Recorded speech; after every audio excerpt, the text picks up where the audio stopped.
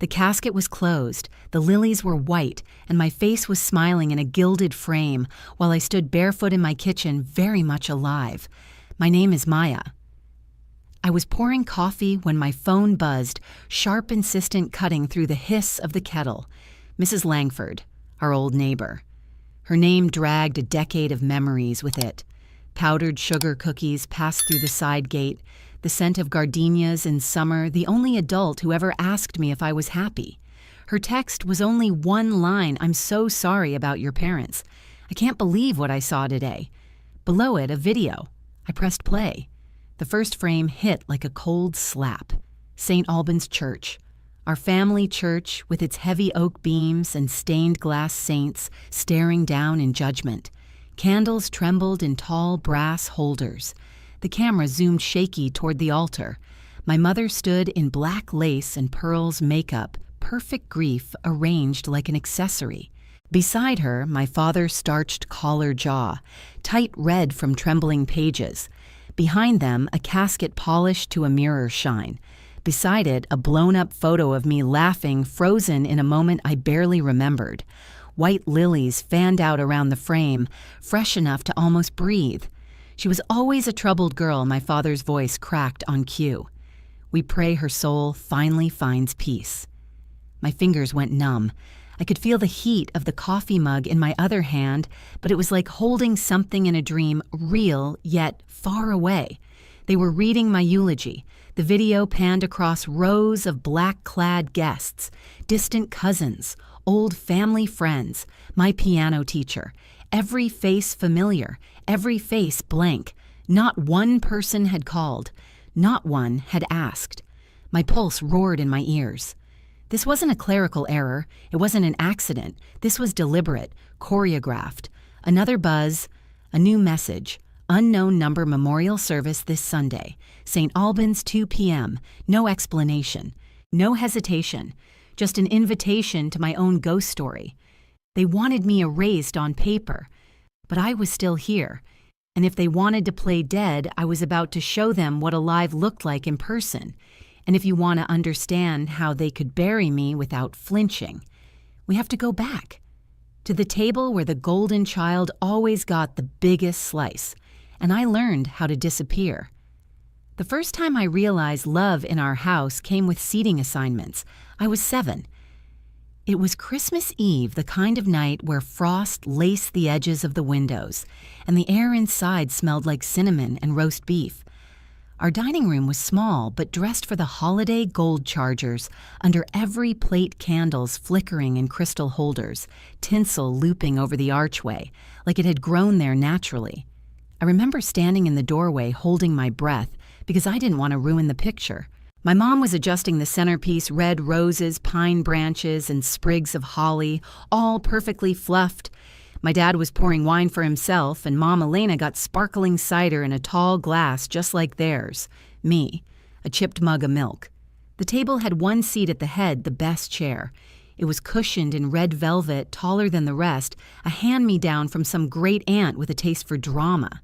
That seat always belonged to Elena, my little sister, 3 years younger, hair like spun gold and a smile my parents bragged about to strangers. I slid into a regular chair quietly. My plate had 1 slice of roast beef. Elena's had 2. Her Yorkshire pudding was fluffier. She got the first pour of gravy. Mom's voice floated across the table, warm but edged like a gift, wrapped in barbed wire. "Smile, Elena. This is going in the scrapbook." No one asked me to smile. I did anyway, out of habit, out of hope. After dinner, there was cake peppermint chocolate, my favorite.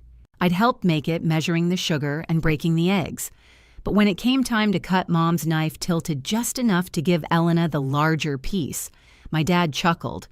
"Our little princess needs her energy. She's got a big recital tomorrow." I didn't have a recital. I had a science fair. No one asked about it. Later that year, I won first place at that science fair.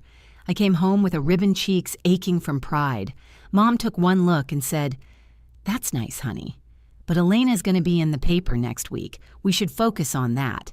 That was the night I understood in this house good wasn't enough if you weren't her. I learned to clear the table, quietly rinse the dishes, until my fingers wrinkled, stack them in perfect lines. My reward was not being told I was in the way. My survival skill was silence. It's funny how silence can harden into armor until one day it turns into a coffin. Years later, when they accused me of stealing from the family business, I recognized the same pattern. The velvet chair, the bigger slice, the recital that always mattered more. Only this time, the stakes weren't cake or compliments. They were my life. That night in my apartment, after watching the funeral video, the memory of that table burned hotter than the coffee I'd spilled on my hand. The golden child got my seat, my inheritance, my place in the world, and now she had my death too. But I wasn't going to let the story end with me clearing the table and walking away. No. This time I was going to flip it over. And to understand how far they were willing to go, you need to see the night they erased me completely. It was 3 years ago, late summer, the kind of heat that stuck to your skin even after the sun went down. The office smelled like printer toner and stale coffee. The family business wasn't glamorous, but it had been my home turf since I was 19. That night, I was hunched over the books, double-checking numbers like I always did before payroll. The overhead fluorescents buzzed faintly, the hum settling in my teeth. That's when my mother's heels clicked into the room. She didn't knock. She never knocked. "We need to talk," she said. Her voice was flat, not the kind that invites a conversation. Dad came in behind her, his jaw locked tight. Elena trailed last arms folded like she was a spectator at her own private show. Mom slid a stack of printouts across my desk, numbers circled in red. $80,000 is missing. I scanned the sheets. It didn't make sense. We'd had tight months before, but nothing like this. "You think I started. We know you did," Dad cut in. His voice had the finality of a gavel. Elena stood silent, eyes wide in mock innocence. The scent of her perfume vanilla and something expensive curled into my nose and made me want to gag. "It wasn't me," I said, my voice steady, even though my stomach was twisting. "Check the accounts. Check enough." Mom's voice cracked like a whip. Better one ruined daughter than two. The words hung in the air like smoke from a match. Dad didn't look at me when he added, "You humiliated us. You're no longer our daughter." I remember the sting in my palms from gripping the edge of the desk. I remember the flicker of satisfaction in Elena's eyes before she dropped them to the floor. The next morning, my keycard didn't work. My desk was empty. My email had been deleted, and my phone silent except for the message from the carrier telling me my plan had been canceled. When I reached out to family friends, they stopped answering. One by one, the doors I'd always thought were mine slammed shut. It wasn't just that I was fired, I was excommunicated. Eventually, I did what the truly unwanted do. I disappeared. I left the city, took a job at a cafe in another country, changed my number. I kept my head down. I stopped posting online. I let my name dissolve into a whisper. But even in exile, a sliver of hope lived under my ribs that someday someone would call, that it had all been a terrible mistake, that I'd be welcomed home. That day never came. Instead, something far worse did. Last year, when I tried to renew my old email, the system told me the account had been deactivated because the user was deceased. I thought it was a glitch until I pulled up the public records and saw it Maya Dekwa, date of death, July 16th. Cause road accident. Status deceased. Certificate ID ARF 91327. They hadn't just fired me. They had buried me on paper. And the worst part, I still didn't know why. But I was about to find out. Because the dead don't usually scroll Instagram, and what I found there would set my hands shaking all over again. It was almost midnight when I opened Instagram. The apartment was dark except for the bluish glow from my laptop screen. Outside, the rain had slowed to a drizzle, tapping against the glass like someone impatient to be let in. I hadn't checked Elena's profile in years. She'd blocked me long before the funeral video. But that night, curiosity felt like a live wire humming in my chest. She was public again. The first thing I saw was a carousel of wedding photos, white roses spilling out of vases taller than I was, champagne fountains catching the light like liquid gold, a diamond on her finger so big it looked like it needed its own security detail. My stomach tightened. Slide after slide, the family was there, all dressed to match the theme. Aunt Rachel smiling like she'd never slammed the phone down on me. Cousins clinking glasses. Even great-uncle Theo, who never traveled for anything, leaning on his cane and laughing. And my parents. In one photo, my father was standing beside Elena's new husband, glass raised mid-toast. The caption read, "To the one daughter who always made us proud." The words might as well have been a knife slipped between my ribs. I leaned back, the chair creaking under me, and forced myself to keep scrolling. The scent of my coffee, cold and bitter, now mixed with the faint damp of my sweater from where I'd leaned into the window earlier. Then I froze. In the background of one photo from the reception, my father was holding a microphone. Behind him, a screen displayed a slideshow of Elena and her new husband. But something about the way he was smiling, the way the family looked so relieved, stuck in my throat. I opened a new tab and went to the public business registry. My hands shook just enough to make me misspell the login twice. When the page loaded, I scrolled. My breath caught. The trust fund my grandparents had left me for college for a startup for a life they wanted me to build had been transferred in full to Elena. The date of transfer, 6 months after my official death. No contest, no dispute, because legally, I didn't exist. The room felt smaller, like the walls were leaning in. My pulse beat hot in my ears, but my skin was cold, prickled. They hadn't mourned me. They hadn't even missed me. They had erased me so they could cash me in. I stared at Elena's face on the screen, laughing glass of champagne in hand, the pearls around her neck, catching the light. For years, I'd thought of her as my sister. That night, she was just the stranger wearing the life they stole from me. I should have closed the laptop. I should have walked away. But the truth was like oxygen, and I'd been suffocating too long. I needed confirmation, which meant I was going to have to hear it from someone in the family, someone who still had a shred of decency left. I just didn't realize how quickly that hope would collapse. The rain had stopped, but the night still smelled damp like wet pavement and rust. I sat cross-legged on my bed phone, in hand the glow from the screen painting my fingers a cold blue. I started with Aunt Rachel. She picked up on the second ring. "Hello, Aunt Rachel." "It's me, it's Maya." Silence. Not the confused kind. The heavy, deliberate kind. Then click. I stared at the phone. My reflection in the black screen looked like someone else's eyes, too wide, lips pressed thin. I called again. This time it went straight to voicemail. Next, my cousin Claire. She answered on the first ring, sounding cheerful, until she heard my voice. "Claire. Is this some kind of sick joke?" she snapped. The line went dead. One by one, I tried them all. Uncle Harris, Cousin Renee, even my godmother who used to sneak me birthday cards with cash tucked inside. No one stayed on the line long enough for me to explain. By the fifth hang-up, my hands were shaking so badly I almost dropped the phone. The quiet between calls felt louder than the rejection itself, like the air was pressing against my eardrums. A text bubble popped up from an unknown number, Maya. "Are you really alive?" It was Sam, my youngest cousin, the only one who used to follow me around at family barbecues asking questions no one else bothered to. "Yes," I typed back. "I need to know what they told everyone." The typing bubble blinked, stopped, blinked again.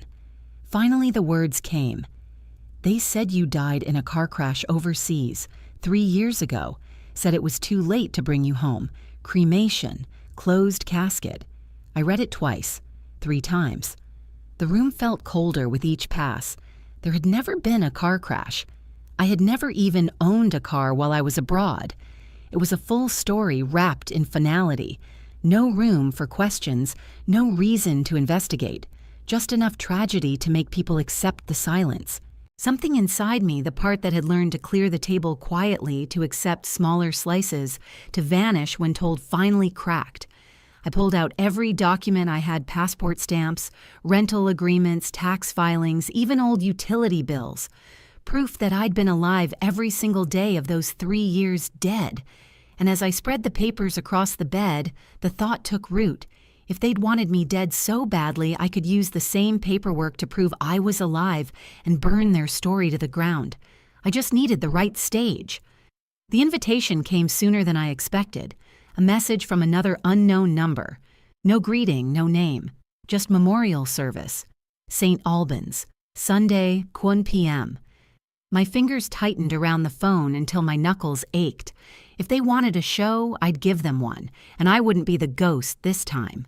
The law office was on the 12th floor of a glass building that smelled faintly of lemon cleaner and printer ink. Sunlight bounced off the polished reception desk, too bright for the mood I'd brought with me. The young attorney across from me looked like he still got carded at bars. His tie was crooked, but his eyes sharpened as soon as I slid the stack of documents across the table. Passport stamps, apartment leases, tax filings, employment contracts, the kind of proof that leaves no room for maybe. "You're challenging your own death," he said slowly, as if tasting the words. I leaned back in the chair, the leather squeaking under my coat. "I'm not dead, but I plan to haunt them." His mouth twitched, like he wasn't sure if I was joking. Then we start with a fraud complaint. Motion to revoke the declaration of death. "It'll take time. I don't have time," I cut in. "Apparently I have a memorial service this Sunday." That made him look up. Really look. "You're going, I'm attending," I said, my voice cool as steel. Not as the guest of honor, as the problem they thought they buried. By the time I left his office, I had a plan tight enough to choke on. I walked through the city with my coat collar up the air, sharp in my lungs, traffic hissing past. Every step felt like a countdown. That night, I stood at my apartment window, the city glittering below me like sparks, waiting for gasoline. I thought of their voices in that funeral video, calm, composed, certain. I thought of Elena's smile in her wedding dress, my father's toast, my mother's pearls. They dressed me in lies. They buried me in silence. They pretended I'd never existed. But in 3 days, I'd walk into that church alive, and I wouldn't need to say a word to set the room on fire. Sunday came cold and gray. The streets around St. Albans were lined with black cars polished to a mirror shine. People in dark coats moved toward the heavy oak doors, their voices low, their steps slow, as if grief was something you had to wear properly. From across the street, I watched. My black coat blended into the shadows, my sunglasses reflecting the stone archway.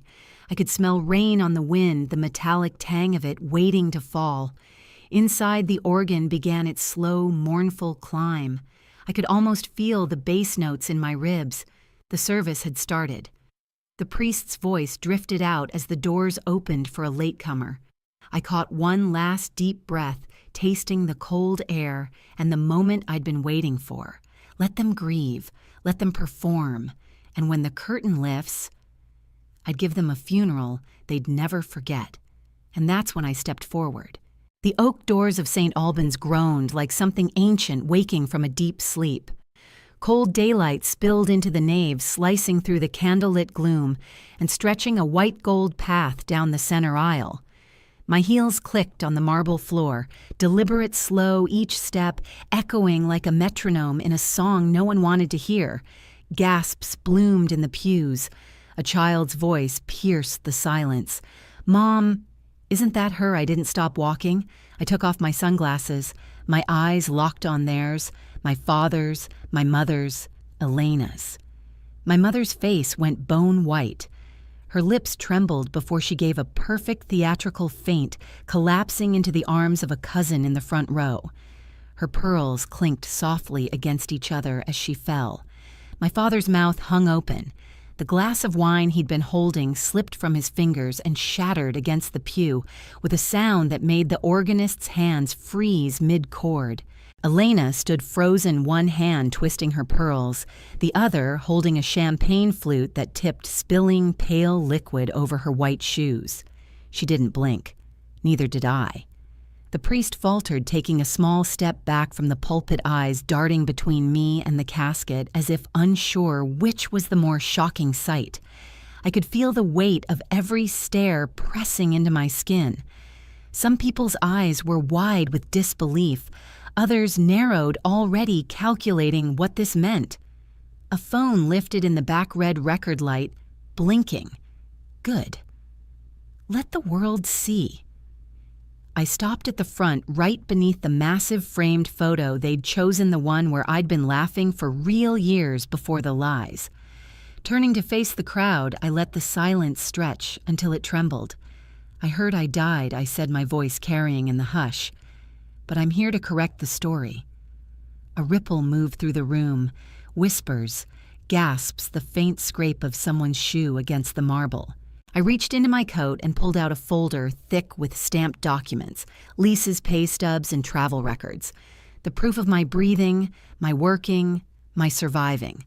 No accident, no car crash overseas, no closed casket because the body was unrecognizable. I've been alive every single day of these last 3 years. The only thing I lost was them. I turned my gaze to my parents.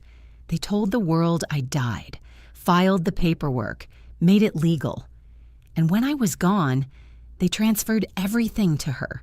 My eyes cut to Elena, whose jaw tightened, her eyes glinting like a cornered animal's. The whispers grew louder. Another phone came up, filming. "You didn't lose a daughter?" I said, my voice calm, almost soft. "You threw her away, and now you get to watch her walk back in." For a heartbeat, no one moved. The smell of lilies pressed thick in the air, too sweet, almost rotten. And then the murmurs turned into something else, the sound of truth beginning to burn its way through the room. I closed the folder, slowly tucking it under my arm. "This funeral isn't for me," I said. "It's for the lies, and they're about to be buried." The service had dissolved into chaos, people whispering, phones, buzzing the priest, trying in vain to restore order. I didn't give them the satisfaction of watching me leave through the front. Instead, I stepped down a side aisle through a narrow door that led to the vestry, a small, dim room smelling of old wood and candle wax. The muffled rumble of voices bled through the stone walls. And then the door creaked open behind me. Elena. She closed it softly, leaning back against the wood like she needed it to hold her up. The light from a single lamp caught the edges of her face, throwing the rest into shadow. "You shouldn't have come," she said, her voice low, almost pleading. I studied her. She looked smaller here, away from the stage. No pearls to clutch, no audience to charm. "You mean I shouldn't have ruined your inheritance," I said. Her jaw tightened. "It wasn't just me. They gave you everything, and you took it. My seat at the table, my future, even my death." She flinched at that. "Good. They told me it was for the best," she murmured. "That you were gone. That it was the only way to keep the business alive." I stepped closer, the floor creaking between us. "You could have told them no. You could have told the truth." Her eyes met mine, a flicker of something, guilt maybe breaking through. "I didn't think you'd ever come back." The air between us felt tight, heavy with all the years we'd never get back. My voice dropped to a blade's edge. "You didn't just stay silent, Elena. You lived off my blood. You wore my life like it was yours, and you enjoyed it." She looked away first. I turned hand on the doorknob. "Enjoy the house while you can. It's going to look different with my name back on the papers." I didn't wait for her to answer. The door clicked shut behind me, her shadow still trapped in the dim room. The courthouse smelled like paper and nerves. My lawyer slid the last form across the table, the official seal embossed in the corner catching the fluorescent light. "Sign here," he said. The pen felt heavier than it should. One signature, and I'd exist again. I pressed the ink into the page, my name curling back into the world like it had been holding its breath. The death certificate, the one with its neat lies about a road accident and a closed casket, was torn clean down the middle. I watched the pieces fall into the waste bin. For the first time in years, I felt the air go all the way into my lungs. An investigation opened almost immediately. Fraud, false reporting, embezzlement. Words that had hung in the background for years were now stamped onto official documents with my parents' and Elena's names nearby. I didn't stick around to watch the fallout. That was their stage now. Outside winter had arrived early, the air crisp, the sky a pale, endless gray. I stepped out of the building and into the street, my coat collar high against the wind. Cars passed, people hurried past me, and for once no one knew me. Freedom doesn't announce itself with trumpets. It's quieter. It's the sound of your own footsteps without someone telling you where they should go. I paused at the crosswalk, the city breathing all around me, and thought about the funeral, about the lilies, about the look on their faces when the dead walked in. Sometimes you have to let them bury you in their world, to be reborn in your own. And this time, I wasn't coming back for forgiveness. I was coming back for freedom. If my story hit you in the chest, don't let it fade into silence. Hit like so more people see it. Share it with someone who needs to know they can rise again. And if you want more stories like this, subscribe, because this isn't the last time the buried come back to life.